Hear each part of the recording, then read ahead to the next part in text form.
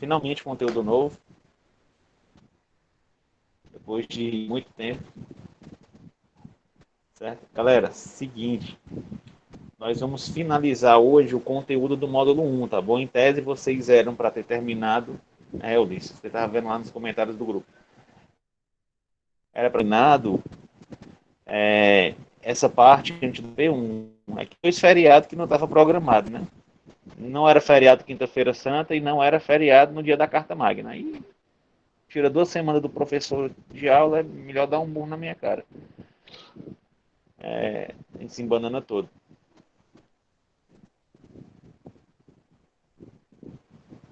Só um minuto aqui, pessoal.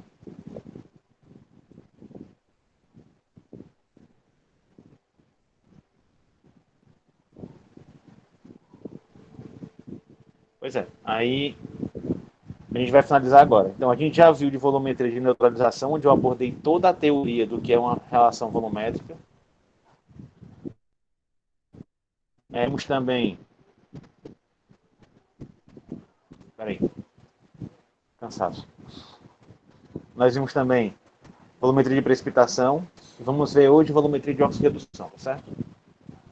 Então, vou começar.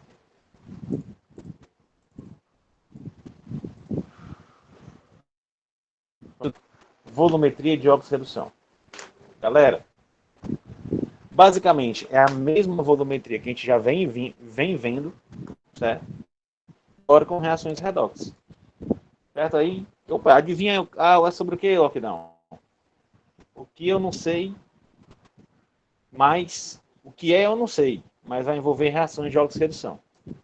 E vocês, meus queridos alunos, devem lembrar das aulas de oxirredução do semestre passado. A gente passou umas 2 aulas ou 3 vendo só reações de oxirredução. Certo? É isso aí, meu querido. Vamos relembrar. Primeiro, que as reações de oxirredução são aquelas que ocorrem com transferência de elétrons. Certo? Esse é o ponto-chave. As reações de oxirredução ocorrem com transferência de elétrons, diferente das reações de neutralização, onde eu tenho deslocamento de prótons, ou das de precipitação, que eu tenho um rearranjo de íons. Tipo, um perde, o outro ganha. Eu tô ligado. Semestre passado nós vimos isso aí. Isso, por exemplo. Isso aqui seria uma reação, tá bagunçado. Beleza. Essa reaçãozinha aqui, pessoal, é uma reação de oxirredução. Por quê? Vamos lembrar. O número de oxidação que é o NOx. É como se você tivesse a tua molécula perdendo toda a carga dela, ou ganhando toda a carga que ela poderia ganhar. Por exemplo, vocês vão lembrar que o magnésio tem 2 elétrons na camada de valência, certo? Com Ele licença, perde Bruno. esses 2 Não elétrons, está ele forma um compartilhando. magnésio 2+. Então, o magnésio, quando está em uma ligação química, ele tem esse número de oxidação aqui, ó, 2+, certo? O magnésio, quando está sozinho, ele vai ter um número de oxidação igual a 0. Beleza? São regrinhas que eu vi com vocês semestre passado. Eu quero focar aqui, ó. NOx do magnésio, porque é o elemento Ei, puro Bruno, tô sozinho é 0. travado. Minha imagem tá travada? Tá mesmo, ó. Por quê? Mas meu áudio tá legal? Ou tá cortando? Como é que tá o Não, áudio, o pessoal? áudio não cortou, o áudio não cortou, não. Agora, os slides aqui não estão passando. Hein? Oi, oi, oi, oi, Eu, oi. O áudio não tá cortou, legal, não. bota tilt aí. O áudio não cortou. Agora, os slides aqui não estão passando. Só o áudio tá bom, é isso? Tá, o áudio tá bom. E a sua imagem não dá. A sua imagem está parada.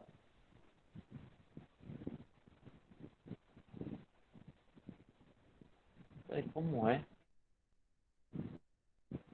Está apresentando. Pronto, voltou agora. Sua imagem agora voltou. Estava parada ela.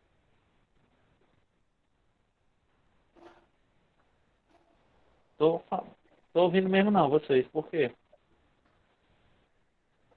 Seu Bruno, o senhor está me ouvindo? Oi, oi, oi. Vocês estão me ouvindo, né? Pera aí, galera. Falem aí de novo. Seu Bruno, o senhor está me ouvindo? Deixa eu sair aqui e voltar então, tá bom?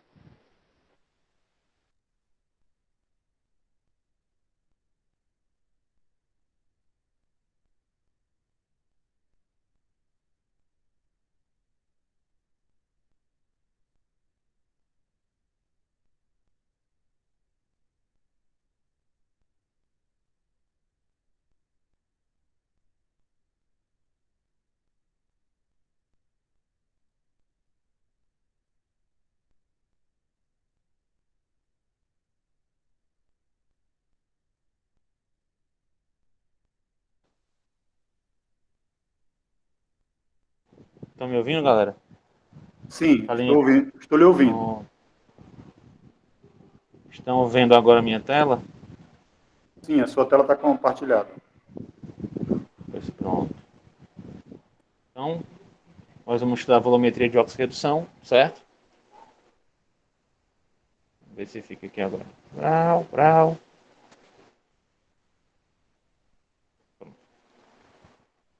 Agora tá passando. Beleza, pessoal. Volumetria de oxirredução. Basicamente, a gente vai ver a troca de elétrons, certo? Como assim troca de elétrons? Vamos ver os números de oxidação. Vocês vão lembrar do semestre passado que o número de oxidação do magnésio é zero, porque ele está sozinho. O número de oxidação do oxigênio é zero também, porque ele está sozinho. Então, qualquer elemento puro sozinho vai ter número de oxidação igual a zero, certo? Quando ele está na molécula, aí o número de oxidação vai depender da molécula em si. Alguns têm NOx fixo, outros têm NOx variável. Eu não vou aprofundar nesse assunto, tá bom? Vocês viram no semestre passado. Quem tiver com dúvida, vai lá no canal do YouTube, que tem lá a aula de vocês de oxirredução. Aí vocês conseguem ver tudo de NOx lá de novo, tá bom? Mas basicamente o NOx do oxigênio é menos 2 e o NOx do magnésio é mais 2. Beleza? Então nos produtos, ó, nos reagentes aqui à esquerda, o magnésio tem NOx zero. E nos produtos o magnésio tem NOx 2, mais 2. Isso quer dizer o que, pessoal? Que eu tive uma perda de 2 elétrons, menos 2 elétrons para o magnésio. Imagine comigo, zero é neutro. Se eu perco duas cargas, se eu estou neutro, estou zerado, eu perco duas cargas negativas, eu vou ficar com duas cargas positivas. Certo? É por isso que o número de oxidação passa para mais 2. E o oxigênio é a mesma coisa. Ó. Ele foi de zero para menos 2. Para ele ir para menos 2, ele precisa ganhar 2 elétrons. Beleza? Porque ele ganhou duas cargas negativas, ficou com menos 2. Aqui ele perdeu duas cargas negativas, que é os elétrons, ficou mais 2 positivo. Estou lembrado. Aí a molécula que está perdendo o elétron se oxida, a molécula que está perdendo o elétron se oxida e a molécula que está ganhando o elétron se reduz. Exatamente. Fique atento também que as moléculas que se reduzem são chamadas de agente oxidante e as que se oxidam são chamadas de agente redutor. Beleza? Se você está confuso com esse assunto, eu lhe aconselho a rever a aula que está lá no meu canal do YouTube, que é do semestre passado. Beleza? Aí fica tipo assim, galera. Ó. O magnésio está perdendo elétrons, ou seja, ele está se oxidando, o que faz ele ser um agente redutor. Enquanto que o oxigênio está ganhando elétrons, ou seja, ele está sofrendo redução, o que faz com que ele seja um agente oxidante. Essa questão do agente, galera, que essa palavrinha agente indica quem faz a ação. Então, quando o elemento se oxida, ele provoca uma redução. Ele é um agente de redução. Por isso que eu chamo ele de agente redutor. Então, sempre que vocês ouvirem falar, e vocês vão ouvir falar muito nessa aula, um agente redutor, você tem que lembrar que aquele cara vai sofrer oxidação. E o cara que eu chamo de agente oxidante, ele vai sofrer uma redução. Tá certo? Tá certo, eu lembrei já. Mas como esse tipo de reação vai ser aplicado em volumetria? Aí eu pergunto para vocês, tá muito confuso essa parte de agente redutor e agente oxidante? Ou tá claro na cabeça de vocês? Hein? Pra você saber que eu vou medindo a abordagem. Bruno, essa parte de oxidação foi em qual disciplina mesmo que tu falou? Química analítica 1. Aí tu podia, quando estiver dando aula, tipo, não revisar tudo, claro, que eu sei que não dá tempo, mas só abordar alguma coisinha pra gente revisar, Acho que a porque gente tá nem vê pouco mais. tempo. O que a gente viu, o que eu acho que a gente vai rever de analítica 1, a gente está vendo aqui já. É só você saber reconhecer o que é uma reação de oxidação, que é perda de elétrons, o que é uma reação de redução, que é ganho de elétrons. Então, quem perde elétrons se oxida, quem ganha elétrons se reduz, certo? Quem se reduz provoca uma oxidação, então ele é agente oxidante. E quem se oxida provoca uma redução, então ele é agente redutor. O ponto principal que eu quero que você entenda é o seguinte: o cara que é agente redutor, ele sofre uma reação de oxidação nele. E o cara que é agente oxidante, ele sofre uma reação de redução nele. Bom, se eu precisar voltar de novo, eu volto bem por cima. Mas é como eu estou dizendo. Se ficar confuso, tem aula lá no semestre passado. Só ver lá, é 1h30, no instante vocês matam lá, no Pronto. X2. É, porque no caso, o pessoal pagou semestre passado, né? Mas eu acho que a minha turma tá com mais de um ano Ah, pra gente, verdade, entendeu? Paloma, você Aí faz tu sempre muito diz tempo. assim, é semestre passado, na minha cabeça, semestre passado tá com 2 anos. Não. Então, eu lhe aconselho a assistir a aula. É, Entre lá no eu canal sempre e tô assista a aula. assistindo. Isso. Umas E duas, assista a três do aulas. semestre passado. É Isso, a pronto. primeira aula de analítica. Tem na primeira aula tem assim, reações de oxirredução, número de oxidação é o nome da aula. Aí a outra é de eletroquímica e outras coisas lá, mas a que você vai assistir é número de oxidação em pilhas. Certo? Aí essa parte. Tá certo, pode deixar. Beleza, então, pessoal. Na volumetria de neutralização, qual é a reação que acontecia? Não era de um ácido e uma base? Sim. Na volumetria de precipitação, a reação que ocorre não é duas substâncias solúveis reagindo para formar um produto insolúvel e precipitar? Sim. Galera, na volumetria de oxirredução, eu vou ter um agente oxidante e um agente redutor, que vão reagir entre si. Porque, ó, quando eu venho aqui, qual é a reação que está acontecendo? Ó? É um agente redutor reagindo com um agente oxidante. Então, sempre que eu tiver contato de um agente redutor com um agente oxidante, eu vou ter prontamente uma reação química acontecendo. E é aí que eu vou utilizar como base para a volumetria de oxirredução, tá bom? Ah, tá. Tipo, na boreta vai um agente oxidante, que vai se reduzir, né? E no Erlenmeyer vai um agente redutor, que vai se oxidar. É isso aí, o lockdown está se garantindo. Parece que foi até que eu escrevi isso aí. Certo? E quando os dois entram em contato, ocorre uma reação de ação. Aí vai ficar assim, ó, galera. No teu Erlenmeyer, o agente redutor. Na tua boreta, o agente oxidante. Certo? Quando, pessoal, o padrão, normalmente quem vai na boreta é o padrão, certo? Quando o padrão é um agente oxidante, certo? Quando o padrão é um agente oxidante, eu chamo essa volumetria de oxidimétrica, certo? Quando o padrão é um agente oxidante. Quem são normalmente utilizados nessas reações oxidimétricas, onde o padrão é um agente oxidante? Permanganato de potássio, dicromato de potássio, ácido cloro, HCl3, ácido perclórico e iodo, certo? Iodo molecular. Então, normalmente esses 4 reagentes são utilizados em... Por quê? Porque todos eles são agentes oxidantes. Esses 4 reagentes aqui são agentes oxidantes. Então, eles são usados como padrões nas reações oxidimétricas. Eu também tenho o contrário. O agente oxidante na Erlenmeyer e o agente redutor na boreta. Inverti. Ou seja, eu vou ter volumetrias do tipo redutimétrica. Galera, é muito eu entender esse nome? Sinceramente, não. É importante você entender que esses caras são agentes oxidantes, são padrões para reações onde o agente oxidante é o padrão. E esses elementos aqui embaixo, ó, são os padrões agentes redutores, para reações onde o padrão é o agente redutor. Que é quem? Oxalato de sódio, ácido oxálico, tiosulfato de sódio e cloreto de estânio. Beleza? Não tem nenhum mistério. Normalmente, vocês vão ver que na própria questão te fala mais ou menos quem é o padrão já. Aí você pode vir aqui conferir ou simplesmente checar as semi-reações, que eu vou mostrar como é que vocês vão fazer isso. Eu acho que eu entendi, galera. Vamos ver se vocês entendem igual ao lockdown. Basicamente, o padrão é quem vai determinar o tipo de método, se é retimétrico ou oxidimétrico. É isso aí, cara. Agora vamos ver os métodos mesmo, certo? O que tem de teoria que eu vou passar para vocês é só isso. Agora é só descrição de método e cálculo. Certo? A gente tem aí 1 hora e 10 minutos para falar só sobre isso. Certo? Ó. Agora vamos ver os métodos. Vocês entenderam? Se eu tiver meu padrão agente oxidante, oxidimetria. Se eu tiver meu padrão agente redutor, redutimetria. Morreu? Beleza? E eu tenho 5 métodos, e eu acho que só estou abordando 4 aqui. Acho que o quinto não ficou. Então vou até corrigir. Da serimetria, mais 4. Os mais importantes são esses.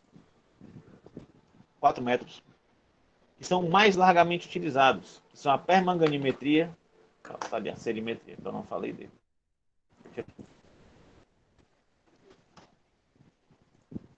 Certo? Que é a permanganimetria, dicromatometria, iodometria e iodimetria. Certo? A gente vai estudar esses 4 métodos aqui agora. Beleza? São bem diferentes um do outro. Vamos começar, galera, pela permanganimetria. Que nome lindo. Galera, adivinhe qual é o reagente que é utilizado na permanganimetria. Quem acertar que é o permanganato de potássio ganha um parabéns. Certo? A permanganimetria, o reagente utilizado é o permanganato. Certo, galera? Ela utiliza o íon permanganato, certo? Normalmente na forma do sal permanganato de potássio. Beleza? Como reagente padronizado, certo? Ou seja, beleza? Permanganimetria utiliza os íons permanganato como reagente padronizado. E se você voltar naquele slide lá, onde eu mostro quem são os agentes redutores, vocês vão ver que o permanganato está lá. Então seria uma oxidimetria, beleza? Pessoal, essa molécula do permanganato tem as seguintes características. Ó. Ela é um forte agente oxidante de cor violeta intensa. Isso quer dizer o quê? Que a cor dele é muito púrpura. Quem já viu? Quem foi que de vocês já tomou banho com permanganato de potássio? Eu já tomei uma vez na minha vida. Normalmente usa para ferida, para lavar a ferida. É uma solução, é um comprimidozinho que você compra e você dilui em água, você não engole. E fica uma cor bem roxa, certo? Ele é um excelente agente oxidante, certo? O que é um agente oxidante? Esse cara vai se reduzir sempre uma reagem o MnO4. Normalmente, tá bom? O MnO4 é reduzido a Mn2+. Aí tu tem aqui o óxido do manganato, do manganês, que vai de -7, se eu não me engano, para +2.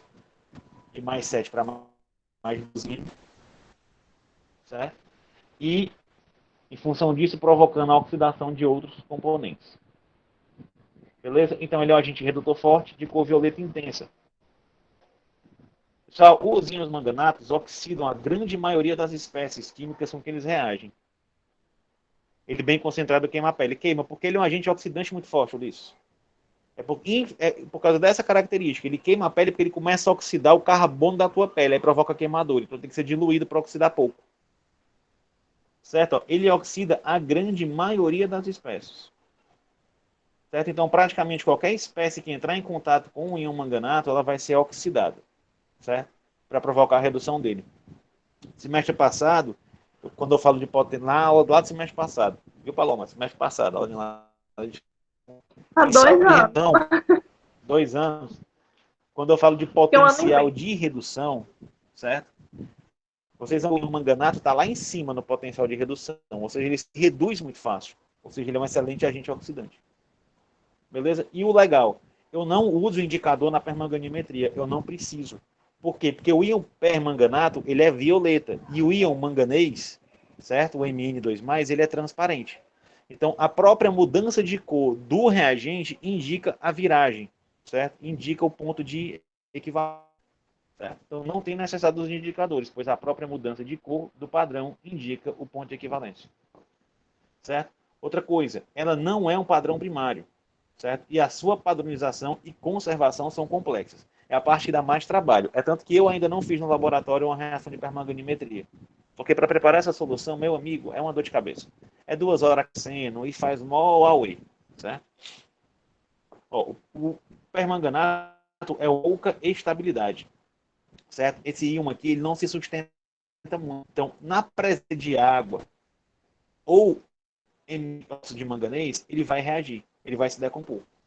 Certo? Então, depois que eu preparar a solução, ela deve ser guardada, protegida da luz, de preferência ser filtrada, para remover qualquer presença de óxido de manganês e matéria orgânica.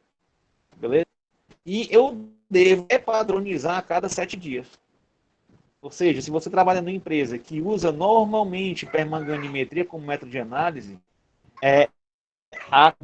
eu estou trabalhando, meu amor. Tá bom. Eu sei, Valadinho, vá. Tá bom, amor. Só um minuto, galera. Fala. Eu depois eu lhe conto porque o gênio tem em pé, vá. Certo? O permanganato deve ser padronizado a cada 7 dias. Ou seja, a cada 7 dias você tem que refazer a titulação dele para ver se a concentração dele ainda está ok. Notar a concentração, porque independente de todos os cuidados que eu tome, a concentração dele vai mudando. Repetir? Repetiu aqui, mas era porque basicamente eu quero dizer a necessidade do teste em branco, certo? Está repetido aqui. Eu quero falar da necessidade do teste em branco. O teste em branco é sim para reduzir o erro na análise, certo? Além disso, o permanganato ele pode ser utilizado para volumetrias em meio ácido, básico e neutro. Tanto faz o meio.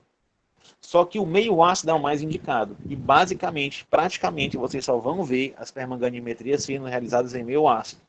Mas eu consigo outros meios. Mas meio que esqueçam os outros meios. É o meio ácido. Certo? Pois é um meio que apresenta menos interferências. Galera, se tiver MnO2, vai interferir. Se tiver água, vai interferir. Quem tem menos quantidades na solução que fica presente é no meio ácido. Então, por isso que eu vou usar o meio ácido de preferência. Certo? Os ácidos fosfóricos e sulfúricos são recomendados como acidificantes. Então, são os ácidos que eu vou deixar o meu mais ácido. Certo? Agora, ácido clorídrico, HCl, e ácido nítrico, não devem ser usados, devem ser evitados. O ácido clorídrico e o ácido nítrico, eles vão interferir na tua reação. O ácido clorídrico, por exemplo, ele reage com os íons manganato já. Então, não é recomendado. Ele não mantém o meio ácido. Beleza? E o ácido nítrico, ele é um agente redutor, um agente oxidante mais forte que o polipermanganato. Aí ele vai oxidar no lugar do... Ele vai reduzir no lugar do permanganato. Ficou claro essas características para vocês?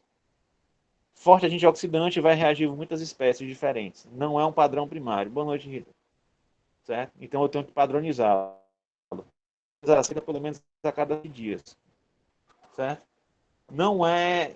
Preciso fazer teste em branco, igual eu fiz na volumetria de precipitação. E ele pode ser utilizado principalmente no meio ácido. Só que para acidificar, eu não vou usar o ácido clorídrico nem o ácido nítrico. Eu tenho que usar ou do sulfúrico ou do fosfórico. Beleza, galera? Essas aqui são as características desse método. Em qualquer análise por permanganimetria, o primeiro padronizar o permanganato. Sim. E ele é, né? Aí tem que ficar refazendo a padronização. Isso aí. Galera, a padronização do permanganato é feita utilizando como padrão primário o íon oxalato, certo? Na forma de oxalato de sódio, que é um padrão primário, certo? O oxalato de sódio é um padrão primário. Beleza? O de cálcio também é. Aí lembrem que as características de padrão primário eu já falei nas últimas aulas até cansar a cabeça de vocês. Beleza? Então, eu padronizo o permanganato com óxido de cálcio, ou oxalato de cálcio, ou oxalato de sódio. São dois padrões primários. Vamos para o processo de padronização fazendo um exercício. Beleza? Então, está aqui a questão. Para padronizar uma solução de permanganato, utilizou-se uma solução contendo 100 ml de oxalato de sódio de concentração 0,01 mol por litro. Isso aqui quer dizer o que, galera? Que é um padrão para eu garantir essa concentração. certo? Já está me dizendo aqui, ó, em meio ácido. O que é que pode se cobrar de vocês de verdadeiro ou falso? Eu posso botar um título desse e botar em meio alcalino. Aí vocês têm que marcar que é falso, porque é em meio ácido que você faz permanganimetria, certo? Essa solução, pessoal, foi titulada com uma solução de permanganato de potássio que consumiu um volume igual a 53 ml de uma solução que eu estou padronizando de permanganato, certo? Considerando que o teste em branco utilizou 3 ml de permanganato, qual a concentração da solução de permanganato? Que é a padronização que eu vou fazer. Vocês entenderam aí? Qual o procedimento que eu faço para padronizar? Eu vou zerar a bureta com a solução de permanganato. Esse aqui é o procedimento real. Eu zero a bureta, vocês já sabem. Eu encho a bureta. Aí vocês vão ver uma coisa interessante. O permanganato ele é muito escuro, ele é roxo.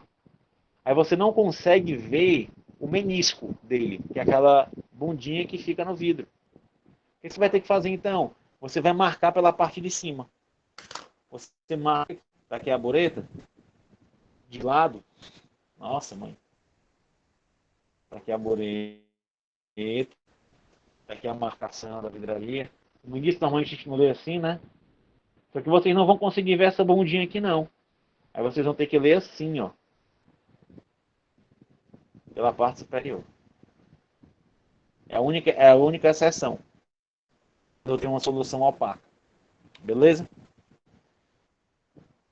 Tá cortando o meu áudio? Ou tá de boa? Aqui tá cortando muito. Tá legal aqui. Tá ok? Tá cortando. Pra mim não tá cortando, não. Melhorou agora, pessoal? Melhorou? Agora melhorou. Pronto. De vez em quando corta, eu consigo ver porque minha tela, a resposta na minha tela fica lenta. Agora tá boa a resposta. Tá bom. Bora lá então. Primeira coisa que eu vou fazer é zerar a bureta. Depois eu vou pegar o volume de oxalato de sódio no Erlenmeyer. Eu vou botar 1 ml de ácido sulfúrico para deixar o meio ácido. E depois eu vou ter que aquecer esse Erlenmeyer até 90 graus. E eu vou fazer a titulação a quente. Para quê? Para fazer a padronização. Para tirar dali de dentro, que quando eu aqueço a solução, eu garanto que a reação não vai ter interferente. Certo? Eu garanto o mínimo de interferências possíveis para a reação entre o oxalato e o permanganato. Esse aqui é um procedimento prático mesmo. Preciso fazer isso na prática para poder fazer a padronização. E eu vou repetir o mesmo procedimento sem a água com permanganato, sem a presença de oxalato de sódio. Beleza? Seguindo esses procedimentos, pessoal, as semi-reações envolvidas na titulação são as seguintes. Reação de oxidação do permanganato, ó, de redução dele, ó, pressão. Como é que eu vejo o número de oxidação? Só para me lembrar, isso aqui vai dar menos 8 em x, menos 8 igual a menos 1. Aí esse menos 8 passa para lá e fica x igual a 8, menos 1, x vai dar igual a 7. O NOx do íon manganês aqui no permanganato. E nos produtos, íon sozinho é mais 2.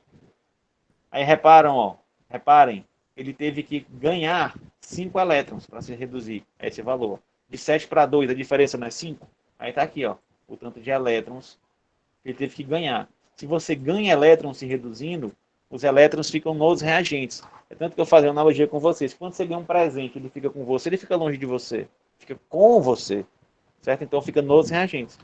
Quando você tem uma reação de oxidação, tipo assim, ó. Aqui, ó, o oxalato. Ele está se oxidando. Onde é que estão os elétrons, ó? Lá nos produtos. Certo?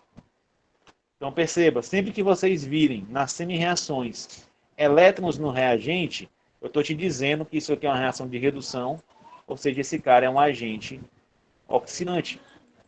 Se os elétrons estão nos produtos, é uma reação de redução, então esse cara é um agente redutor. É outra pista, tá bom? Que a reação te dá. Pessoal, essas aqui são semi-reações. O que é que eu tenho que fazer agora? Eu não vou cobrar balanceamento de vocês. Balanceamento pelo método do íon elétron. Tá cortando.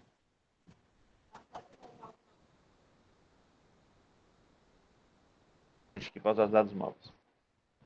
Vou ver se melhora. Estão me ouvindo bem? Minha tela travou. Pronto. Beleza. Então, pessoal, eu tenho que aqui, ó, as semi-reações. Eu não vou cobrar de vocês o método do íon-elétron, perdão, balanceamento disso aqui, ó. Esse balanceamento aqui. Eu já vou dar ela balanceada, mais ou menos balanceada, tá bom? O que eu vou querer de vocês? Que vocês saibam montar a equação global. A partir das semi-reações balanceadas, vocês montem a reação global. Como é que eu faço isso? Basicamente, eu tenho que igualar os elétrons para poder cancelá-los. Como é que eu igualo? Eu vou multiplicar nas equações. Por exemplo, eu tenho 5 aqui e 2 aqui embaixo, certo? Então, eu vou fazer o quê? Eu vou multiplicar de cima por 2, eu vou multiplicar de baixo por 5. Para quê, professor? Para que eu tenha isso aqui, ó. 2 vezes 1 é 2, 2 vezes 8 é 16, 2 vezes 5 é 10, 2 vezes 1 é 2, 2 vezes 4 é 8. Multipliquei todo mundo por 2, tá vendo? Embaixo, 5 vezes 1 é 5. Vou botar o laser. 5 vezes 1 é 5. 5 vezes 2 é 10. 5 vezes 2 é 10. 5 vezes 2 é 10 também. O que é que eu fiz, pessoal? Igualei, ó, 10 elétrons e 10 elétrons. O que é que eu posso fazer agora? Eu cancelo esses elétrons e junto as duas reações. Vou juntar. Eu vou escrever todo mundo que está à esquerda da seta e todo mundo que está à direita da seta. Vai ficar assim, ó. Mn, 5 mol de oxalato de sódio, 16H+. Elétron cancelei. Mn, íon sódio, gás carbônico e água. Vocês entenderam aí, galera?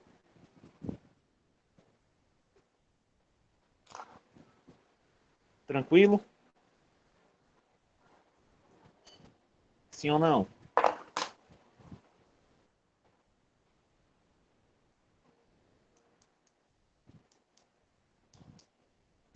Beleza. Então, pessoal, ao determinar a equação global, certo? Depois que eu determinei essa equação global, e a mesma estando corretamente balanceada, eu consigo calcular a concentração de permanganato. Certo? Como? Porque eu tenho aqui, ó, uma relação estequiométrica entre o íon permanganato e entre o íon o oxalato de sódio, que foram os caras que reagiram. Lembra que esse cara aqui estava na bureta e esse cara aqui estava no Erlenmeyer? Eles não reagiram entre si? Eu não tenho agora, pela equação, a relação estequiométrica dos dois? Então eu consigo determinar a concentração. Beleza? Pessoal, conhecendo a equação, a gente precisa fazer o que agora? Como é? Não vi a mensagem. Espera aí. Samara, aí não vai precisar igualar os H também não. Os H onde? Os hidrogênio, porque eu lembro que semestre passado a gente fazia todo. Depois de ser os Não. elétrons, igualava o hidrogênio. Eu não vou cobrar o balanceamento pelo método íon-elétron. Certo? Sim. Beleza? Quando eu cobro o balanceamento pelo método íon-elétron, eu dou a equação só assim, ó. Mn O4 menos, formando Mn 2+. Aí tu balanceia isso aqui, ó. Aí é que tu vai calcular o número de elétrons, tu vai colocar o número de hidrogênios, tu vai colocar o número de oxigênios, do jeito que eu ensinei esse mês passado. Isso eu não vou pedir. Eu já vou dar balanceado. O que vocês vão fazer é só montar a equação global. Beleza? Que eu acabei de mostrar. Então, se eu sei, ó, se eu conheço a equação global, agora o que eu vou fazer é o seguinte, calcular o volume. Para isso, primeira coisa, determinar quanto é que de volume realmente eu usei. É descontando o branco. A fórmula é sempre essa, pessoal. Sempre que eu tiver um ensaio em branco, eu vou fazer o volume que reagiu real, vai ser o volume total que eu usei, menos o volume que eu usei no branco. Quanto é que eu usei total? 53. Quanto é que eu usei no branco? 3. 53 menos 3. Esse aqui é o volume real que reagiu. Então, galera, sempre que na minha questão vier falando de volume do teste em branco, eu tenho que subtrair do volume total da análise, tá bom? Para ter o volume que realmente reagiu com o íon de interesse. Porque Porque o branco, ele serve para mim descontar tudo que reage com impureza que esteja na água ou reagentes secundários, certo? Então, se eu sei agora o volume de permanganato que reagiu com oxalato, eu tenho duas formas de calcular a concentração do permanganato. Eu vou mostrar as duas dessa vez e nos próximos exercícios eu vou aplicar só a que eu acho mais simples, certo? Qual é a primeira? É o determinar o número de mols. Fazer tudo por número de mols. Bora lá, ó. Primeira coisa, determinar o número de mols do padrão. Como é que eu vou saber que eu não jogo padrão? Eu não usei 100 ml do padrão? Eu não tenho uma concentração?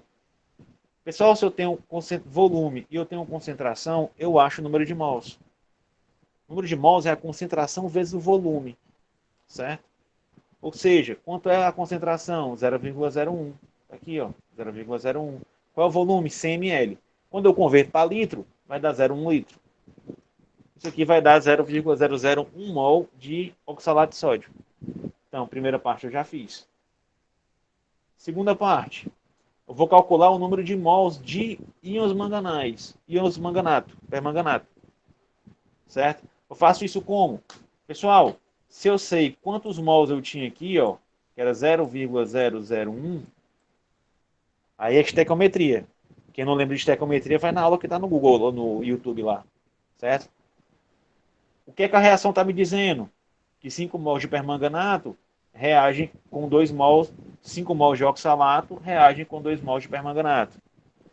Então, quantos mols de permanganato vão reagir com 0,001 mol de oxalato? X. Isso aqui é uma regra de 3, ó, galera. É o que eu estou montando aqui, ó.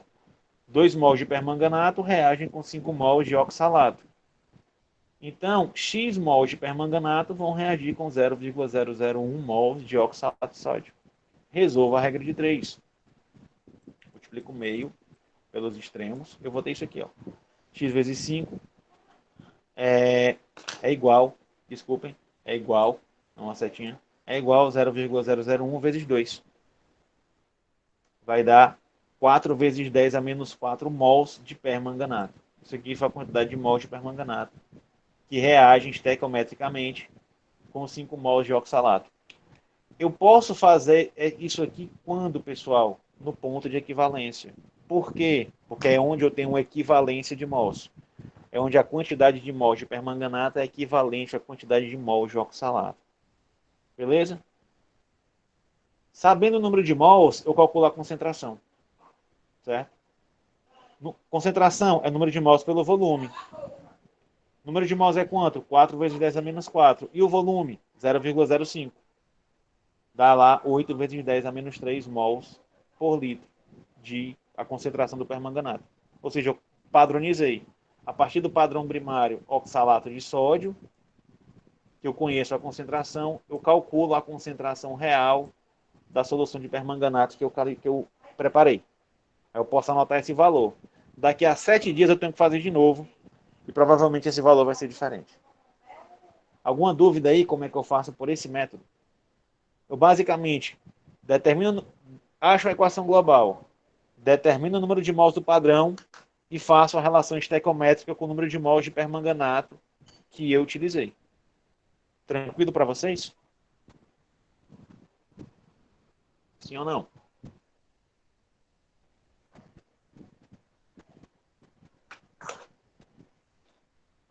Hein?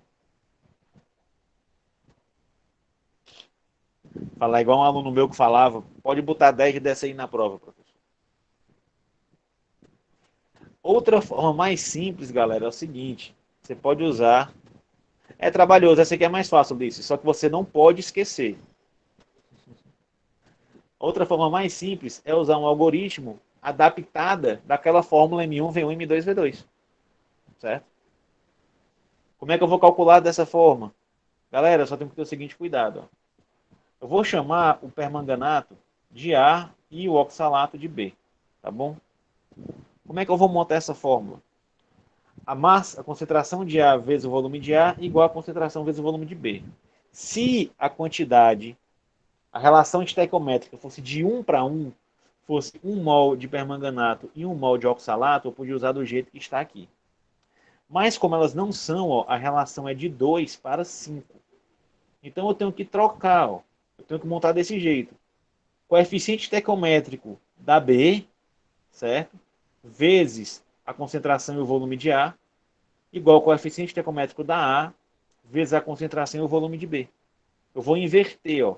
Eu vou jogar esse coeficiente da reação da molécula B no cálculo da A, eu vou jogar o coeficiente da molécula A no cálculo da B.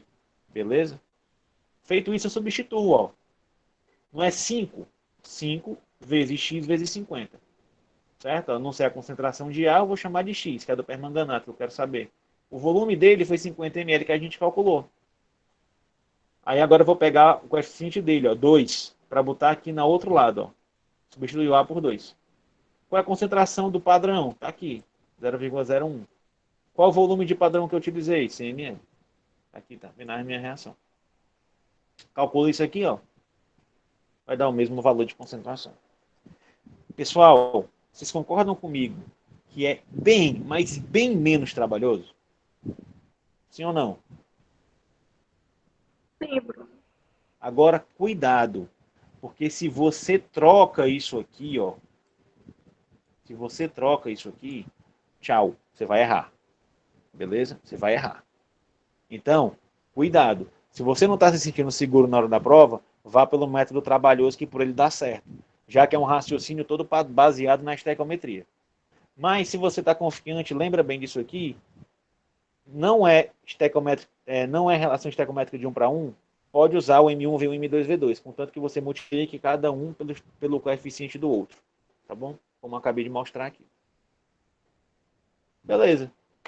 Pessoal, permanganimetria pode ser aplicada na determinação da concentração de vários agentes redutores, mas são vários mesmo. Certo? E ela é uma titulação direta e simples. O procedimento de titulação é muito simples. Bota lá a Erlenmeyer, a bureta em cima, acabou-se. Certo? E ele não precisa nem de indicador. Tá bom? O problema é, eu tenho que preparar a solução de permanganato e dá muito trabalho e ela é difícil de manter. Beleza? A desvantagem é que eu só posso usar em pH ácido, certo? Não dá para usar em pH neutro ou alcalino direito. Além de eu não poder usar qualquer ácido, tá bom? Entendi. Entenderam aí, galera? Com alguma dúvida muito grande? Cálculo. Como é que eu vou treinar cálculo, professor? Tem que treinar, meu filho. Tem que fazer questão de cálculo. Certo? Tem que fazer questão. Beleza?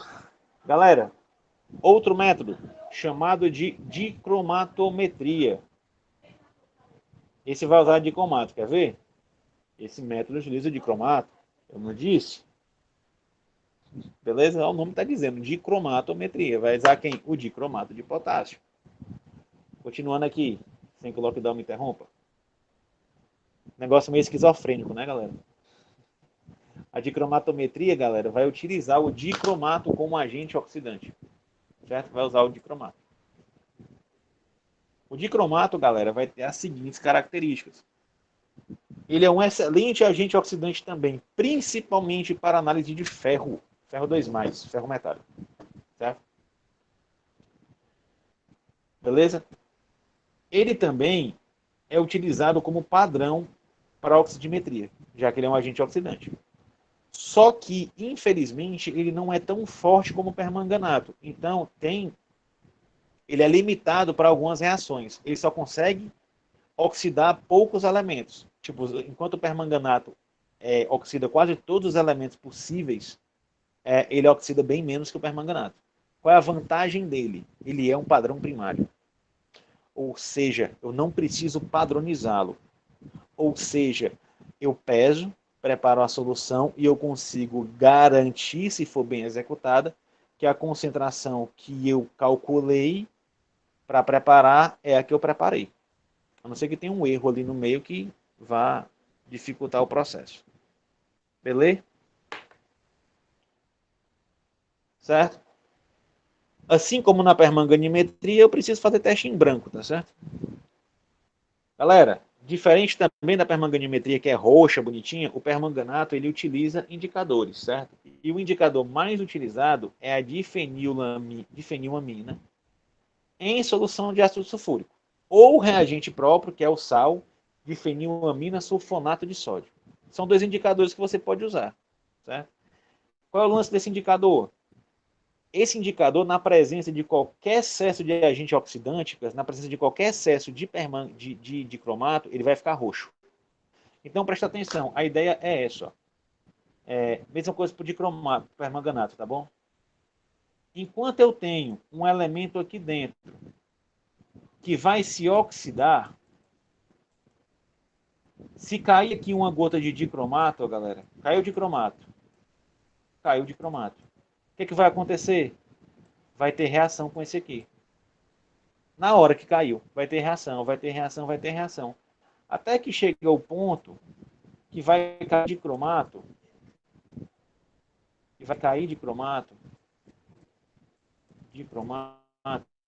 e não vai ter nada. Vai ter quem só? Só o indicador. E o indicador na presença de um agente oxidante, que é o caso do dicromato, que é um agente oxidante, ó, ele fica com a cor violeta. Aí caiu a primeira gotinha de excesso de dicromato, solução roxa. É o teu ponto de viragem, tá bom? É o teu ponto de equivalência. Mesma coisa com o permanganato, ó. Enquanto vocês vão ver, se tem até vídeo na internet. Enquanto está caindo permanganato, que é roxo, enquanto eu tenho aqui dentro alguma coisa para se oxidar, a solução não muda de cor. Cai uma gota de permanganato, ele oxida e fica transparente. Cai uma gota de permanganato, ele oxida e fica transparente. Até que tu chega o ponto que cai o permanganato e não tem mais nada. Aí uma gota de permanganato deixa tudo roxo. Ponto de equivalência foi atingido. Beleza? Alguma dúvida aí? Vocês entenderam? Eu nem falei sobre isso direito, porque eu falei basicamente a mesma ideia de ácido base e de precipitação. Eu vou reagindo com um até que eu tenha um excesso de um deles. Aí você vai dar uma reação que vai mudar de cor. Tranquilo, galera?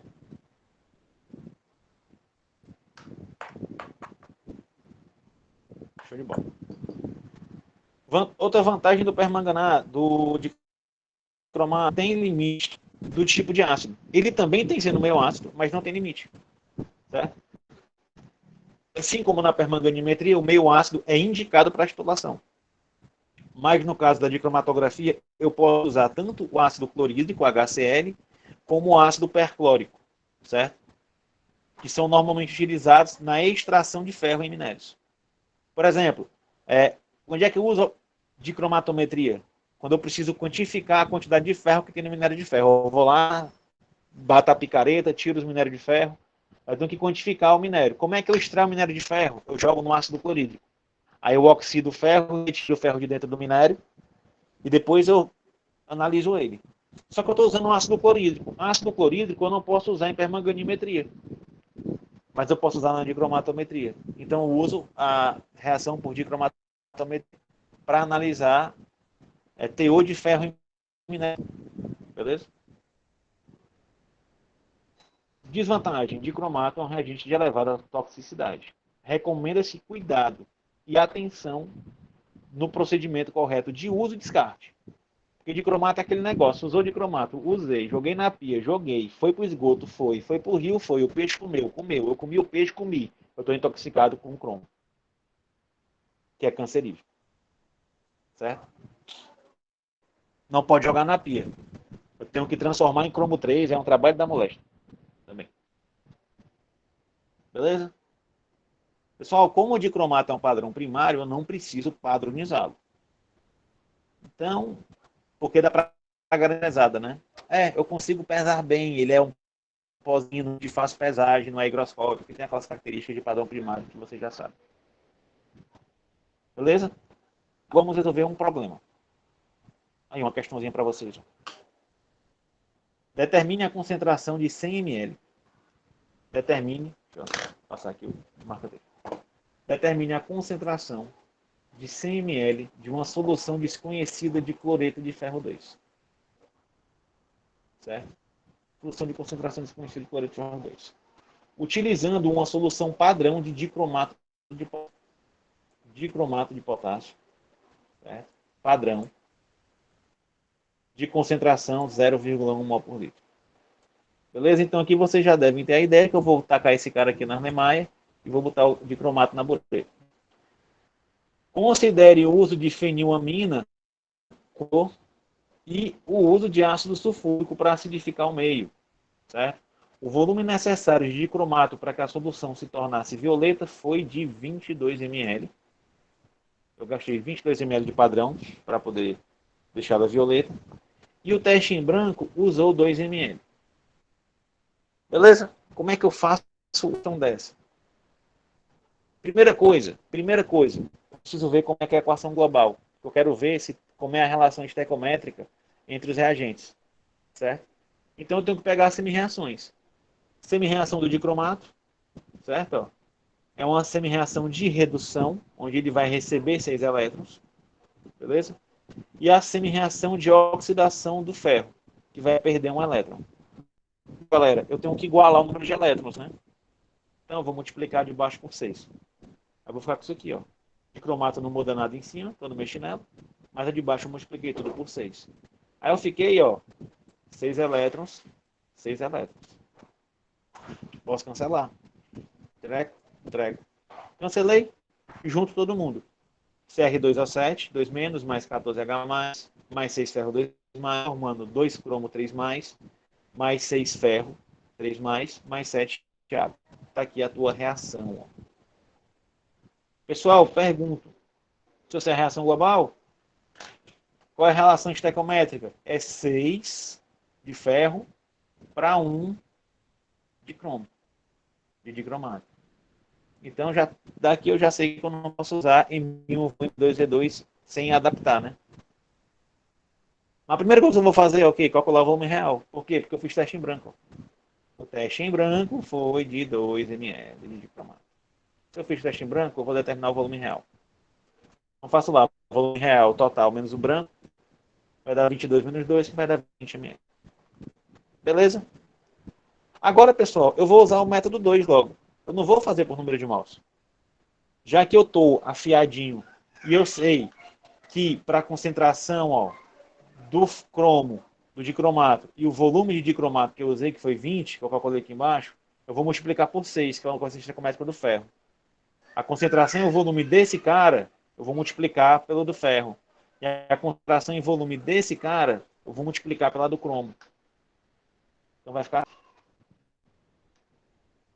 BMAVA, MBVB. Vou chamar o cromo de A e o ferro de B. Vai ficar assim, ó, 6 vezes 0,1 vezes 20, igual a 1 vezes a concentração de B, que eu não sei, quero saber, concentração do ferro, vezes 100. Resolvendo, vai dar 0,12 mol por litro. Essa aqui, galera, direitinho a concentração de cloreto de ferro 2 nos 100 ml de solução. E aí, galera, vocês conseguem fazer uma questão dessa? Alguma dificuldade no intento da questão, na compreensão do enunciado? Deixa eu me repetir aqui com vocês. Hein? Só tá calado hoje, rapaz. Tem pouca gente, só tem 14 pessoas. O pessoal tá fazendo prova ainda.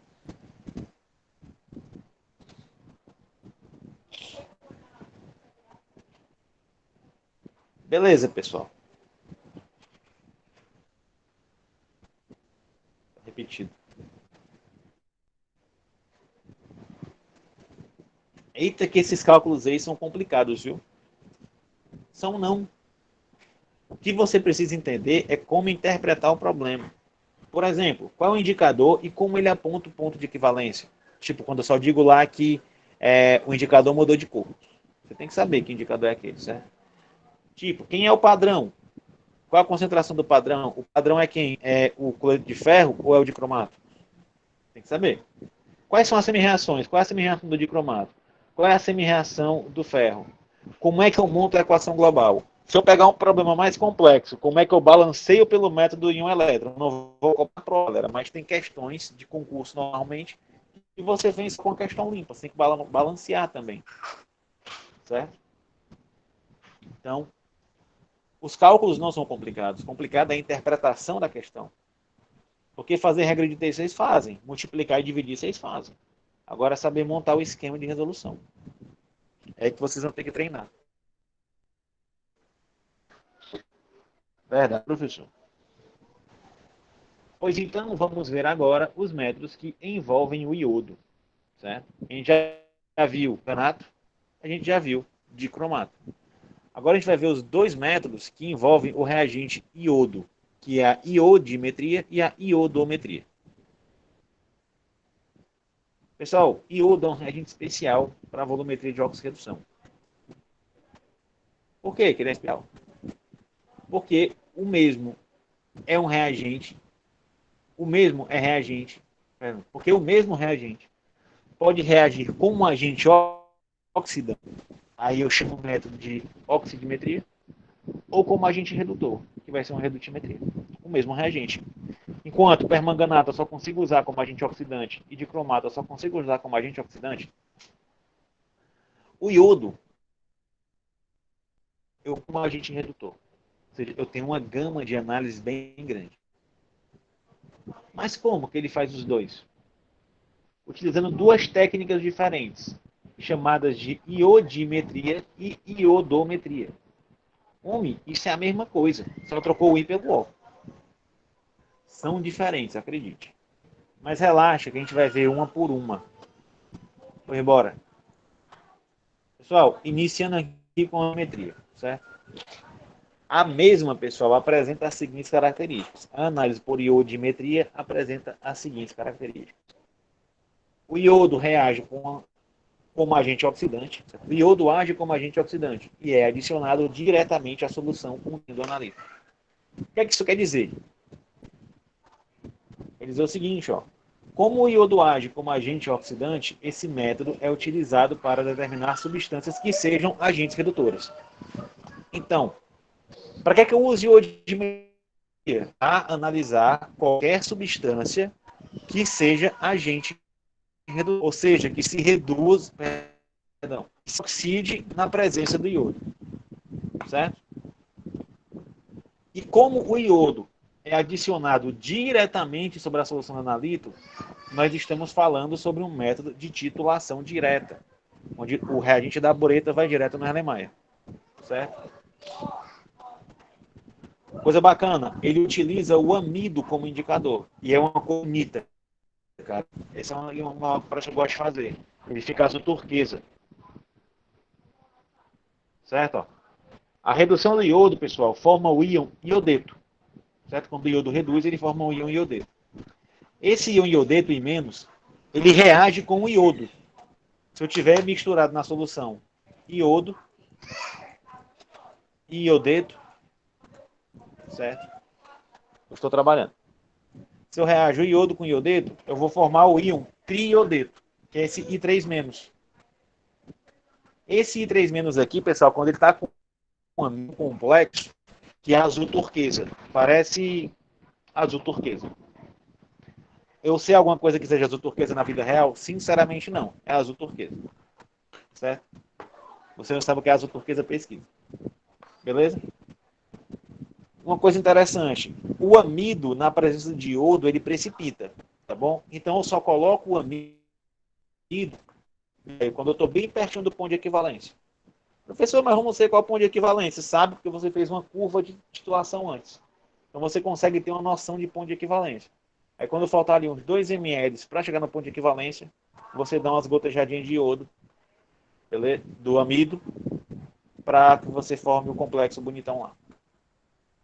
Beleza? Então, diferente das outras técnicas, que o indicador vai desde o amido só é colocado no ponto de perto do ponto de equivalência, para você observar a virada. Certo? E outra vantagem dela é que eu posso executar a iodimetria em meio neutro. Tanto a dicromatometria como a permanganimetria, a gente viu, só são feitas em meio ácido. Então, se eu quiser fazer uma análise que é neutra, um agente oxidante que está no meio neutro, perdão, um agente redutor que está no meio neutro, não faz por permanganimetria nem de metria. Mas eu consigo fazer por iodimetria. Beleza? Em meio neutro, o iodo pode ser reduzido quantitativamente a iodeto por agentes redutores moderadamente fortes, como o estânio, o ácido sulfuroso, o óxido de enxofre e o ácido sulfídrico, certo? Então, consigo analisar esses 4 caras por iodimetria. Beleza? Agora vamos utilizar a iodimetria para padronizar uma solução de iodo. Como é que eu faço o padrão de iodo? Eu utilizo uma técnica iodimétrica. Beleza? Então é a questão, ó. Para padronizar uma solução de iodo molecular, foi utilizada uma massa de 0,2 gramas de óxido de arsênio. Peso molecular 198 gramas por mol. O que é um padrão primário? Quem? O óxido de arsênio. Galera, o óxido de arsênio é convertido a arsenito, certo? A arsenito, AS2, que ao se oxidar a arsenato, produz iodo molecular, certo? Reduz o iodo molecular a íon iodeto, que é o princípio da iodimetria. Para reagir completamente com os íons arsenitos gerados, foi utilizado 19 ml de solução de iodo molecular. Essa questão ela é interpretativa pra caramba, porque eu tenho aqui 2 reações. Ó, primeira coisa a fazer é avaliar ações e determinar a reação global. As semi-reações que estão acontecendo entre o iodo na boreta e na Hahnemayr, quem são? São essas aqui, pessoal. Ó. Arsenito, está dizendo aqui, ó. Arsenito, AsO3 3-, vai se oxidar a arsenato, 3-, quando reagir com iodo, que vai formar I-. Essa é a reação que está acontecendo.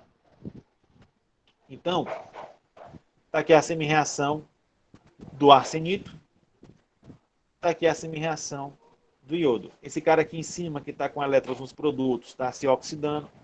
O iodo que está aqui embaixo está com elétrons nos reagentes e está se reduzindo. Ou seja, agente oxidante e agente redutor. Para achar a equação global, vou multiplicar as duas. Na verdade, não. Ó. Nem precisamos explicar nada. Já tem 2 elétrons do lado esquerdo, já tem 2 elétrons do lado direito. É só cancelar. Beleza? E soma o resto. Então, tu vai ter essa equação global aqui, ó. 1 mol com 1 mol de arsenito. Percebeu, galera, que é de 1 para 1? Ou seja, eu posso utilizar M1, V1 e M2, V2. Fácil, né? A questão é, se eu observar a equação global, a gente percebe que tem uma relação de 1 para 1 entre o iodo e o arsenito. Certo? Mas a gente não sabe o valor em mols de arsenito. Certo? Eu não sei o valor em mol de arsenito. Para isso, eu vou precisar fazer o quê? Observar a reação de formação do arsenito. Certo? Tá tudo... Galera, desculpa aí. Eu vou corrigir aqui porque está tudo trocado. Descartar. Peraí. Entre o iodo e o íon arsenito. Mas não sabemos o valor em mols do arsenito. Para isso, precisamos observar a reação de formação do arsenito. Agora sim. Beleza?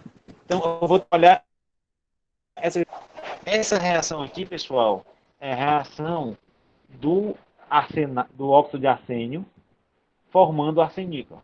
Aqui, ó, óxido de arsênio mais 6NaOH formando, beleza? Primeira coisa que eu vou fazer, determinar a quantidade de íons de arsenato que é formado. Meu Deus, cara. Arsenito que é formado. Pessoal, se vocês não entenderem, me perguntem, viu?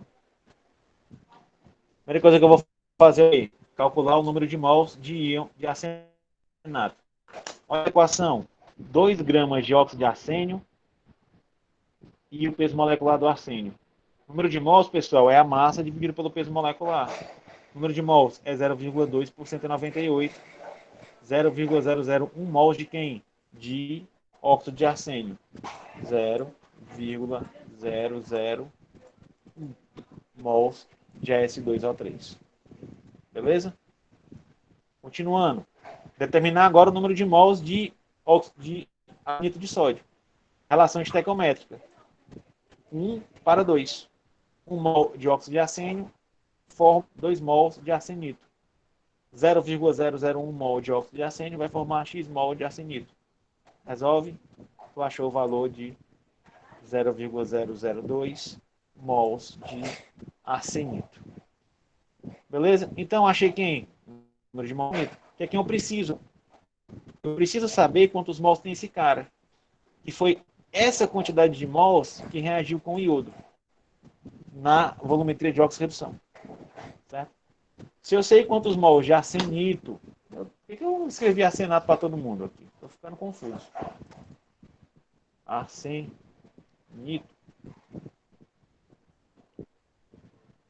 Arsenito. No quantos mols reagiram com o iodo molecular, podemos determinar a concentração de iodo. Beleza? Se eu sei quanto é o N daqui, galera. Se eu sei qual é o N daqui, eu consigo calcular o N daqui. Porque eu tenho uma relação estequiométrica. Beleza? Calculando o número de mols de 2. Pessoal, eu vou usar a relação, tá bom? Não é para 1 mol de 2. 1 mol de 2 não reage com 1 mol de arsenito? 1 para 1. Se eu tenho, quanto é que deu? 0,002 mol de arsenito, que eu calculei no slide anterior, quanto é que vai dar de iodo? X. Resolve. Achou 0,002 mols de iodo. Tá bom? Achei o número de mols de iodo e eu sei o volume que eu usei de iodo aqui, ó. Quanto foi de iodo que eu usei? 19 ml. 0,002. Oxe. Concentração é número de mols pelo volume. Número de mols, 0,002. Volume em litros, 0,019. Divide. Concentração de 0,5 mols por litro. Determinei a concentração do iodo. Determinei como? A partir da titulação nesse volume, utilizando como partida o íon arsenato, o óxido de arsênio, que é um padrão primário. Por que é tão complexo? Porque esse é o processo real, pessoal. Eu podia fazer uma questão bem facinha para vocês, posso fazer até na prova mais tranquila, onde vocês vão ter que fazer simplesmente isso aqui, ó. O processo volumétrico. Mas o que é qual é a minha intenção na aula? Que vocês tenham experiências de cálculos que são usados na vida real. Se vocês chegarem a trabalhar com farmacotécnica, controle de qualidade, vocês podem ter que vir preparar soluções de diodo. Como é que você padroniza uma solução de iodo? Dessa forma. Padrão primário, o óxido de arsênio. Mas o óxido de arsênio não é reduzido, perdão, não é oxidado pelo iodo. Quem é que é oxidado pelo iodo? O íon arsenito. Então eu tenho que transformar esse óxido de arsênio em íon arsenito, que ele é oxidável pelo iodo, para que eu possa ter minha volumetria de oxidação acontecendo. Alguma dúvida? Hein? Eu não sei se vocês estão entendendo os cálculos ou se vocês só perguntam em questão teórica. Você entender direitinho. Perguntem, galera, para ficar dúvida gravada, que senão não rola. Mas pelo visto vocês estão entendendo, né? E aí, posso seguir? Só tem mais um.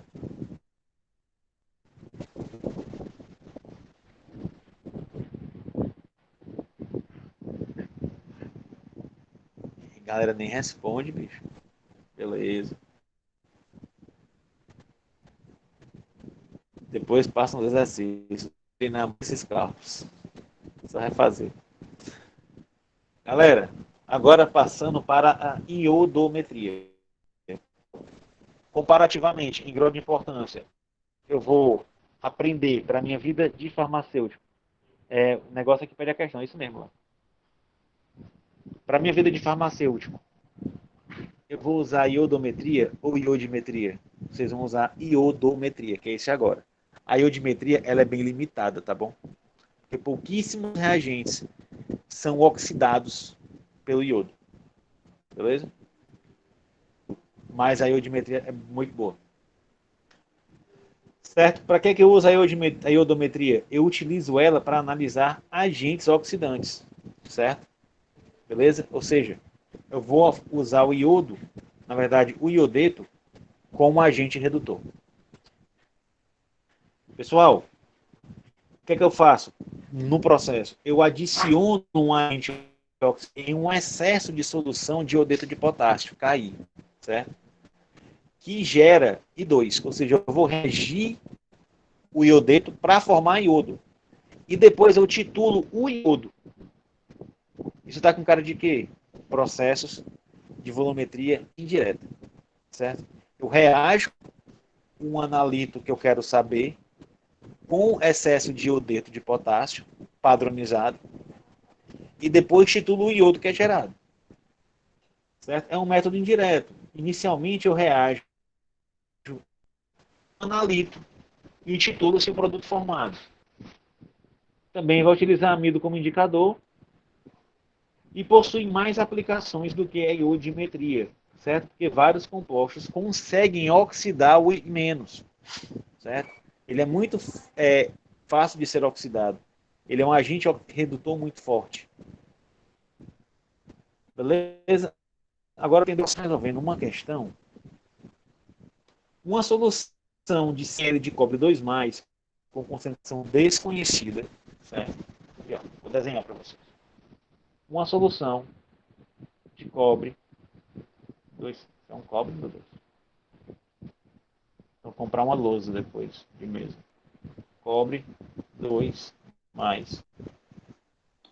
Com concentração desconhecida, foi reagida com um excesso de KI. Ou seja, eu peguei aqui e joguei aqui dentro.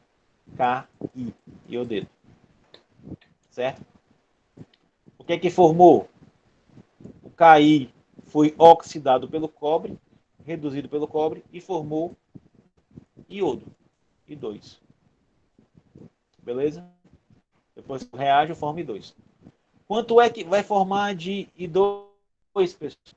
Quanto é que vai formar de I2? A quantidade que eu tinha de cobre. Porque eu joguei KI, ó, em excesso. Então eu garanto que todo analito reagiu. E o analito que reagiu transformou I- do KI em I2. Então a quantidade de 2 é estequiometricamente relacionada com a quantidade de cobre. Certo? Depois eu peguei esse iodo e usei 27 ml de uma solução de sódio, 0,1 mol por litro. Esse cara aqui é o padrão. Esse cara aqui é o padrão. Certo? Determine a concentração do zinco cobre. Então o que é que eu faço? Jogo KI, reage com o cobre, forma iodo. Aí eu venho aqui o iodo e titulo com a solução de NaS2O3 de ação 0,1 mol por litro. Quanto é que eu usei de volume? 27 ml. Esse é o procedimento. Beleza? Então, temos duas reações acontecendo. A reação de oxidação do I- a I2, certo? Que é aquela primeira etapa. Em seguida, a reação do I2. E eu tenho as reações aqui abaixo. Ó. O cobre vai reagir, 2 mols de cobre vão reagir com 4 mols de iodeto, formando 1 mol de iodo. E 2 mols de tiosulfato reagem com 1 mol de iodo na titulação. Pessoal, a gente iniciou utilizando a equação da titulação. Certo? Para quê? Para que eu saiba quantos mols de iodo foram gerados. Então, eu vou começar o cálculo por aqui. Ó. Por quê? Eu sei volume de tiosulfato. Eu sei concentração de tiosulfato. Certo? E eu quero saber quantos mols de iodo foram formados. Beleza? Como é que eu vou fazer? achar o número de mols de tiosulfato. Se eu tenho concentração e tenho volume, eu tenho o número de mols, que dá no caso 0,0027 mols de tiosulfato. Como chegou no ponto de equivalência e eu tenho uma equivalência molar para iodo, eu garanto que elas são equivalentes, não são iguais, são equivalentes, eu posso fazer uma relação estequiométrica entre a quantidade de 2 reagida e a quantidade de tiosulfato utilizada, que é de 2 para 1, ó. Certo? Então, para achar o número de mols de 2, eu faço uma relação estequiométrica. 2 mols de tiosulfato reage com 1 mol de 2. 0,0027 mols de tiosulfato vão reagir com x mols de 2. Vou calcular que a quantidade de mols de 2 que reagiram com o tiosulfato foi de 1,35 vezes 10 a menos 3 mols de 2. Galera, essa quantidade de mols de 2 veio de quem? Me digam aí. Eu tinha, ó, dentro. Reagi com o KI. E formei 1,35 vezes 10 a menos 3 mols de I2. Você concorda comigo que a quantidade de mols formadas de 2 depende exclusivamente da quantidade de cobre?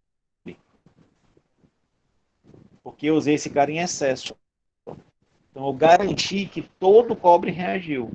E se todo o cobre reagiu, a quantidade de iodo que foi formada é igual, equivalente à quantidade de cobre que eu tinha. Beleza? Depois que determinamos o número de mols gerados, que foi de 1,35 vezes 10 a menos 3, a gente pode calcular o número de mols de cobre e depois a sua concentração. Como? Como é que eu vou calcular o número de mols de cobre? Pessoal, eu sei o tanto de iodo que foi gerado. E eu quero saber o cobre. Eu tenho uma relação estequiométrica de 1 para 2. Então eu tenho aqui, ó, que 2 mols de cobre reagem formando 1 mol de 2. Quantos mols? Tá, descartar. Quantos mols de cobre 2 mais?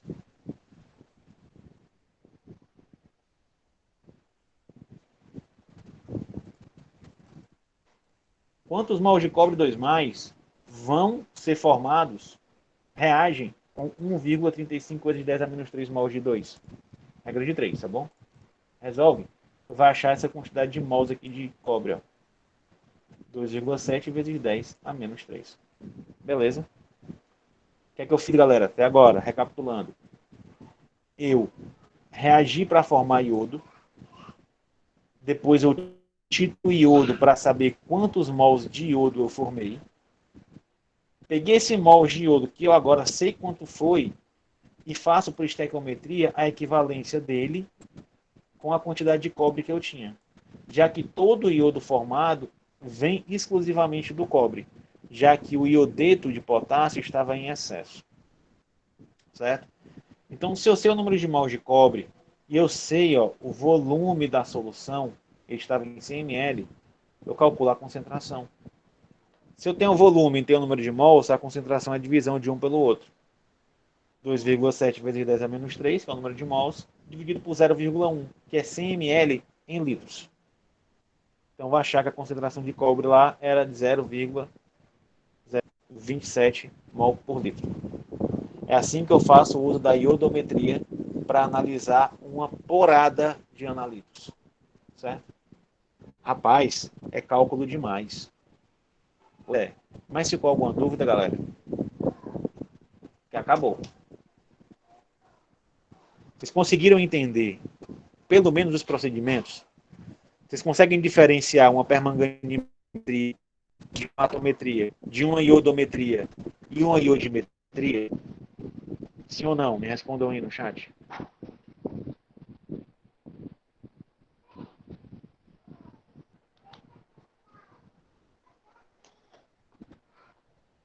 Beleza. Se vocês saíram dessa aula de hoje sabendo fazer isso, diferenciar uma da outra, conhecendo mais ou menos as características de cada uma? Creio que sim. Beleza. Se topar, esquece. Eu já estou feliz. Questão de cálculo é treino, tá bom? E treino gera dúvida. E dúvida vocês me perguntam, que eu estou à disposição para responder. Eu quero aproveitar, pessoal, um minuto aqui para perguntar para vocês me respondem enquanto eu faço a chamada. Como é que está o projeto de extensão? Vamos começar a fazer agora, né? Depois da prova. Olha que vale meio ponto na P1, viu? Tem gente que estava perguntando de ponto na P1. Deixei para fazer depois das provas. Aí, Não, pode deixar. A ideia era essa. O relatório, Marília, 30 né? de maio. 30 de maio, 30 do 5. Tá bom para entregar. Não é relatório, penso. Você vai fazer a atividade que a gente programou lá. O professor é para enviar na plataforma. Não. Você vai mandar para mim mesmo em PDF. Ou melhor, eu prefiro em Word. Porque depois eu vou compilar tudo em um no PDF só. Ou me manda em Word em PDF, porque é bom que não diz formal. Mas, Bruno, não vai ser um texto, né? Aí o texto, tu, assim, mais ou menos quantas linhas, se você quer, ou você não vai fazer questão disso. Galera, o que eu vou querer de vocês, que vocês vão mandar, vocês não vão mandar relatório, vocês não vão mandar PowerPoint. Se você quiser usar o PowerPoint, para incrementar o teu trabalho, pode incrementar. Para poder fazer a apresentação para a tua família, já que era a ideia, pode fazer. Pode usar o PowerPoint, sem problema. Se montar uma apresentação, mostrar para a tua família, explicar o que são os medicamentos, controle de qualidade, como eu dei para aula de vocês lá, de extensão, você pode fazer. Certo? Mas o que é que eu quero? O que é que eu vou receber? Eu vou receber pelo menos 5 fotos de você fazendo a análise dos medicamentos da pessoa, da pessoa,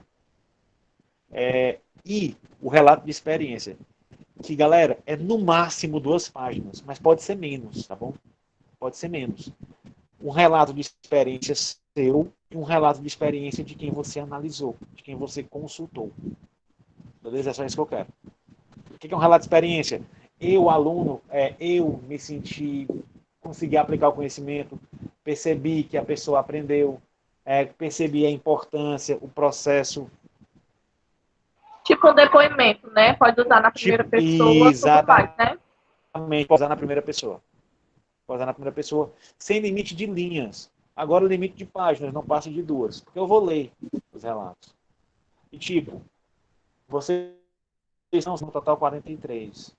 43 vezes 2 páginas já dá 87 páginas para me ler. E tem outras disciplinas, sabe? É página demais. Nem faz a conta, Bruno. É melhor não saber. É, melhor. Beleza, galera? Então deixa eu fazer a chamada de vocês aqui. Vai. PowerPoint para ficar mais legal. PDF. Rita, PowerPoint, a questão... Fala. Vocês estão escrevendo e não está aparecendo no meu chat aqui. Professor, eu vou fazer e te mandar e você ver, porque eu acho mais organizado, sabe? Que eu vou fazendo na sequência. E aí... Não, entenda, Rita. Eu quero falar, eu posso ver, eu posso corrigir o PowerPoint para você, sem problema, de dar uma dica de apresentação. Você vai usar para apresentar para as pessoas que você vai... Não é isso que você vai fazer? Responde no áudio. Não, é tipo um slidezinho e envia para você mesmo, sabe? Com os dados que você quer, todos. Da forma que você está falando, mas em PowerPoint mesmo, sem ser Word. Assim, eu preferia em Word, Rita. Já que é um relato de experiência, é um texto. Não é PowerPoint o texto? Entendeu? Limita, porque tu escreve pouco no PowerPoint a fonte fica 18 padrão, não 12. É um texto, é como se fosse uma carta, um depoimento. É o que eu vou enviar para a extensão, entendeu? Se o teu PowerPoint é para tu montar uma apresentação para você utilizar para incrementar o trabalho junto a quem tu vai analisar, para apresentar ele, pode ser. Mas isso é para ti e para ele. Eu não estou obrigando a fazer dessa forma, entendeu? Não tem um padrão de apresentação. Tá, entendi.